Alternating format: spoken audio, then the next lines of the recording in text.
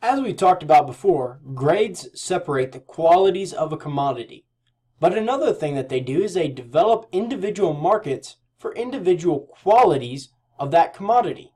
So let's take, for example, that we have two different types of milk. So we have grade A and grade B milk. Grade A milk is what you would use for something like the liquid milk that you drink. This is that milk that you actually drink that's in those gallons or half-gallon containers that you just go and buy from the store. Whereas grade B milk, on the other hand, that goes in to make dairy products such as cheese or yogurt or anything of that nature. So grade A milk is the type of milk that you're going to be using, that you're actually going to be consuming. That's of that higher quality that you actually drink. Where grade B milk is not of as high of quality, but it is very suitable for producing stuff like cheese and yogurt and other dairy products such as ice cream. So we have two individual markets there. If grade A milk is the only milk that can be used to actually produce milk that we drink, then it's going to have a different demand and a different amount of supply than something like grade B milk. And another thing that we notice is that grade A milk can still be used to make cheese, but grade B milk cannot be used to make the milk that we drink. So we have two completely separate different markets. We have a supply and a demand market for grade A milk that consists of anybody who wants to make milk that we drink or turn that milk into dairy products. Whereas grade B milk has a lower demand because it's only going to be used by those dairy processors that are turning it into processed goods. So we have two completely separate supply and demand graphs, two completely supply and demand markets for grade A and grade B milk. But another thing that we must notice is that these various grades will actually compete among themselves. So let's take, for example, this grade A and grade B milk. You can use grade A milk to produce stuff like cheese and other dairy products. So if there is not enough grade B milk available to produce all of those dairy products, they'll actually start bidding up the price and increasing the demand of stuff like grade A milk.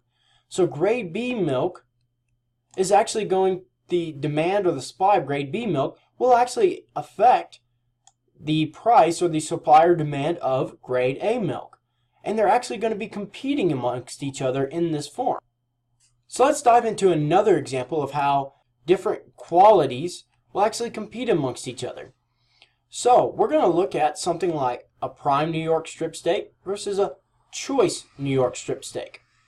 Now, a prime New York strip steak and a choice New York strip steak are considered substitutes. If you don't want to take a prime steak, you can often take a choice steak. Or if you take a choice steak, you can trade that out for a prime steak. They would be considered substitutes in this example. So we have this prime New York strip steak that's going to cost us $14.99 a pound, and the choice is going to cost us $9.99 a pound. Now let's stop right there and think about this. Aren't these both New York strip steaks? Aren't these both just cuts of beef? Why in the world would one cut of beef cost more than another cut of beef? It's all beef. It should be that homogeneous product that we talk about continuously in perfect competition. But that's not the case. And the reason it's not the case is we find that there is a different demand and supply of prime New York strip steaks than there is of choice New York strip steaks.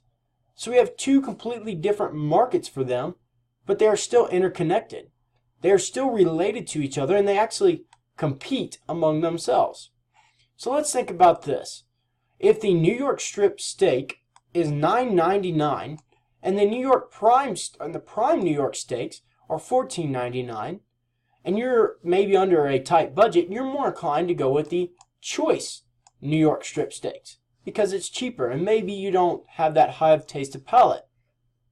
But let's say, for example, that the prices change and the prices of something like the New York strip steaks actually increase.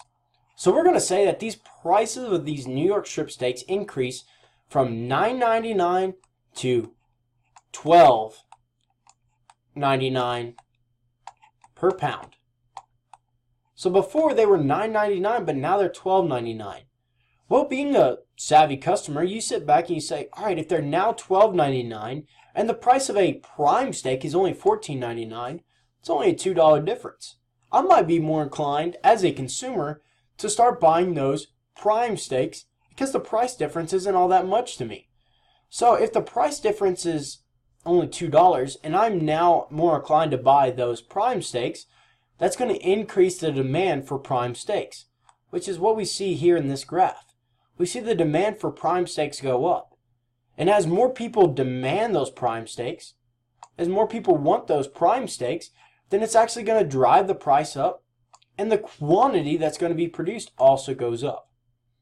Now, if we look at this from another example, and we say, for example, that we're looking at these choice New York strip steaks, and we're looking to buy those, and now the price of these prime steaks, or let's say originally you were wanting to buy these New York prime steaks for $14.99, but the price of these New York strips, these prime steaks, now it increases to, say, $17.99 per pound. Well, now that the prices increase for those prime steaks, you might sit back and say, well, I don't want to spend, I would have spent $14.99, but I'm not spending $17.99 whenever it only cost $99 for a choice steak. So at the end of the day, you sit back and you say, well, I'm not going to buy these New York strips, these prime steaks anymore, but rather I'm going to buy the choice steaks.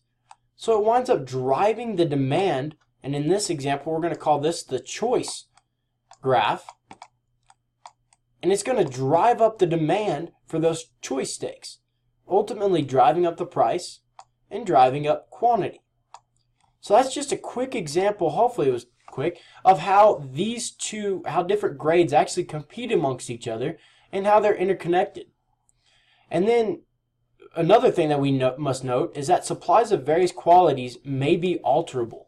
So what I mean by that is by different harvest practice or different feeding practices, we can actually change the quality of certain commodities.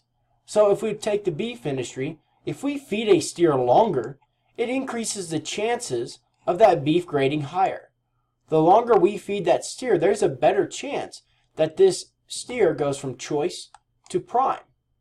So as a producer, you've actually got to make the decision, is it worth it to keep feeding that animal longer to get it to where that animal now grades prime in order to capture this higher price for that animal?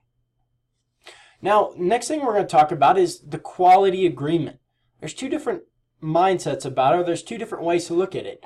You can either have homogeneous demand, which means that the buyers agree on the ordinal relationship of the grades, such as milk. Milk is a great example. In milk, we say that grade A is better than grade B. And there is homogeneous demand on that. Everybody agrees that grade A milk is better than grade B. Usually in corn, they'll say that US number 1 corn is better than US number 2 corn. There's that homogeneous demand, meaning that the price of grade A is going to be higher than the price of grade B. Almost indefinitely, this is the case with homogeneous demand. Price of grade A is better and is higher than price of grade B. But in some cases, we have what's called heterogeneous demand, meaning that two or more groups give different rankings to these qualities. Beef is a good example of this. Some people believe that leaner beef is better, so they might be going with a less marbled slab of meat. Or some people say fatter beef is better. They like the taste of it more, so they're going to be going with the fatter beef. In this case, this is heterogeneous demand, meaning that some people like one and some people like the other. It's not a constant deal. So in these times, price of grade A is going to be better on homogeneous demand than price of grade B. But whenever there's heterogeneous demand, it's not always the case. Prices might be higher for leaner or fatter beef or change. So what does all this mean for the individual farmer or rancher or the individual manager? Well, one thing that we notice is that farmers, ranchers, processors, producers, they're market oriented. They're going to be looking at the prices, and they're going to be looking at the prices of the qualities, looking at how those qualities prices change. Just like up here, if prime is bringing in $14.99 and choice is bringing in $9.99, you get a higher revenue by grading prime. So you're more inclined to grade prime. So these farmers see that and they know that, and they are market oriented in that aspect, and they know how these prices of these qualities change. They know the relationship between the commodities, and they also know what the cost it would take to attain the higher quality. These farmers or ranchers or feedlots would be a good example. These feedlots are going to know what prime beef brings, and they know what choice beef brings. They also know what it costs for them to attain that higher quality. They know what it costs for that beef to go into that higher quality of that prime steak. They know what these prices are, so they act accordingly. If they look at it and they decide that they can, for example, feed a little bit look at the feed costs, and the feed costs are cheap enough that they can raise the quality to that prime level, they're going to do that. And they're going to look at their cost versus revenue outlet, and they're going to act accordingly in order to capture the best price of the market.